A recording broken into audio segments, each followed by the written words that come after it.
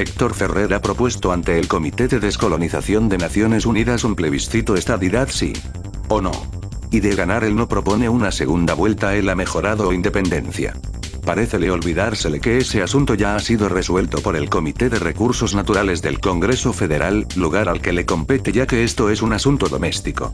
Parece, o que quiere introducirnos de nuevo en un bucle interminable o tiene mala memoria.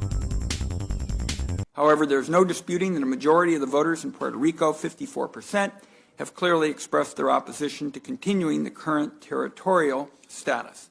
Given that fact, I agree with the President's proposal to resolve this dispute through a federally sponsored referendum.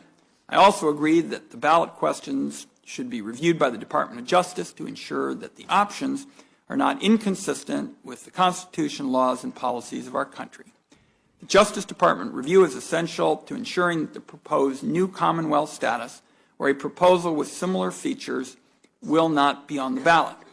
The new Commonwealth option continues to be advocated as a viable option by some.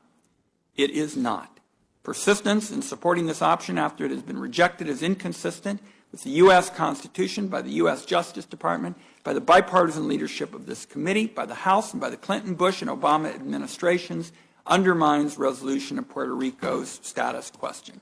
The rejection of the current territory status last November leaves Puerto Rico with only two options: statehood under U.S. sovereignty or some form of separate national sovereignty.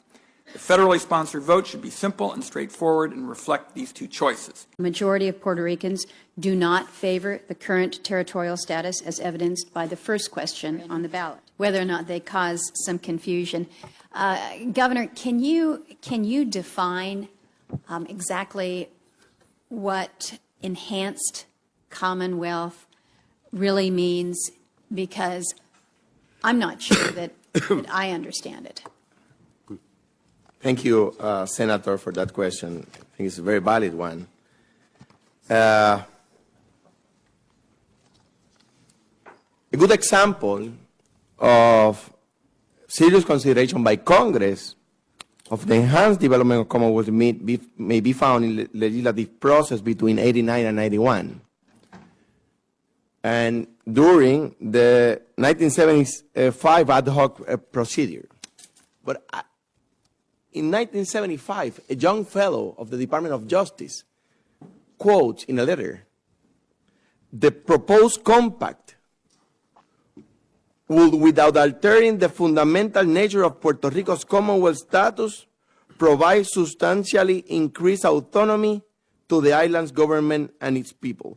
And we can talk about, for example, that those processes that have been already studied by Congress and by the Commonwealth to see what federal laws apply to Puerto Rico that cannot damage the possibility of economic development of Puerto Rico, or the language in federal courts in Puerto Rico that should be Spanish.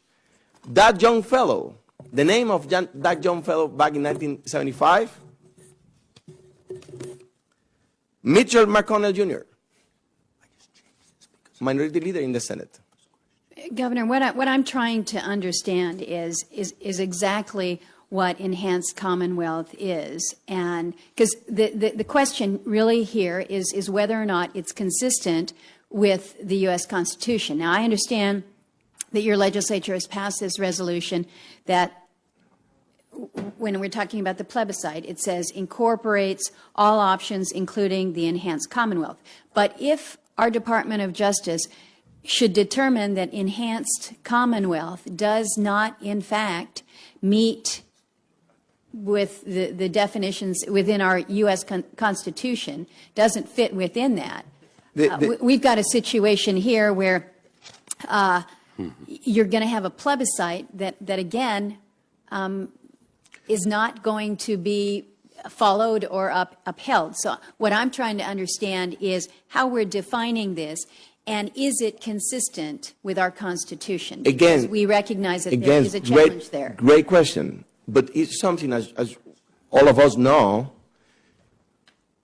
who evaluate the constitutionality of something is the Supreme Court. And the Supreme Court already resolved this issue. Let's see U.S. versus Lara, the same judge, Mr. Justice Breyer, Third, Congress' statutory goal to modify the degree of autonomy enjoyed by the dependent sovereign that is not a state is not unusual legislative objective.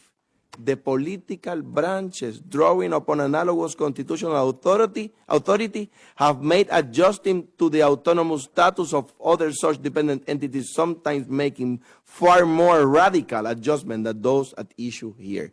That's a Supreme Court decision. You can, of course it's constitutional, and the Supreme Court has stated that every time that have been asked. I would suggest that there is still an issue there in terms of the constitutionality, and this is part of what we're dealing with and trying to understand here. Let me ask you a question here, Commissioner. Senator Heinrich. Thank you, Mr. Chairman. I want to ask Governor Garcia-Padilla, under what you're calling an enhanced Commonwealth, would Puerto Rico be subject to all the federal laws that the Congress, House, and Senate, signed by the President, are passed? Or would you pick and choose which laws? Under no one is trying to mislead you if anyone tells you that we want to pick. What have been studied in 1975 process with approval of the Department of Justice, what was stated to Congress in 1989 to 91 process and passed the House unanimously was a process between Congress and Puerto Rico. And both will agree if there's any federal law that can damage in a different way without damaging the effect of that law in the states, damage the possibility of the economy of Puerto Rico to move on. So it's the process between the Congress and the people of Puerto Rico, not a picking process. So, Governor, what exactly is an enhanced Commonwealth? Let's go, for example, it has been studied very well. And as I told you, passed the House already once and stayed here in the Senate. We can arrange that a way where federal laws will apply to Puerto Rico, but in a mutual working together with Congress, not Puerto Rico alone. We can talk about federal courts in Puerto Rico, not about the application of the federal courts to Puerto Rico, but the language there. The federal courts in Puerto Rico is struggling with the language in Puerto Rico because most of Puerto Ricans speak Spanish. And there you have two examples. But let me tell you something, Senator.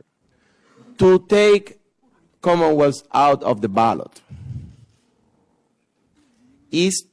Well, I think we've already established... No, but I didn't answer that. I mean, there's a very clear question on the ballot in November. And people made a decision, and I think we have to respect that decision. I know, but the Commonwealth wasn't there. That's disenfranchisement. Well, That's I would submit that there are four constitutionally valid options here: Commonwealth, independent, statehood, and free association. I agree.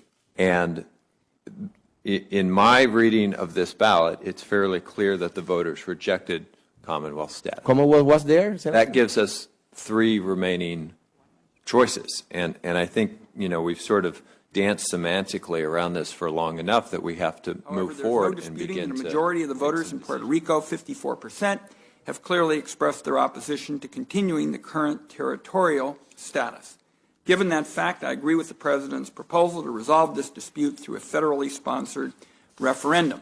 I also agree that the ballot questions should be reviewed by the Department of Justice to ensure that the options are not inconsistent with the Constitution, laws, and policies of our country. The Justice Department review is essential to ensuring that the proposed new Commonwealth status or a proposal with similar features will not be on the ballot.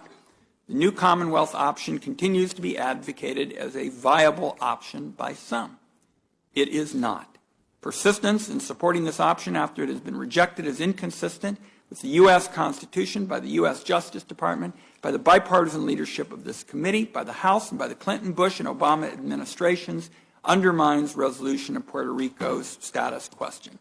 The rejection of the current territory status last November leaves Puerto Rico with only two options: statehood under U.S. sovereignty, or some form of separate national sovereignty. The federally sponsored vote should be simple and straightforward and reflect these two choices.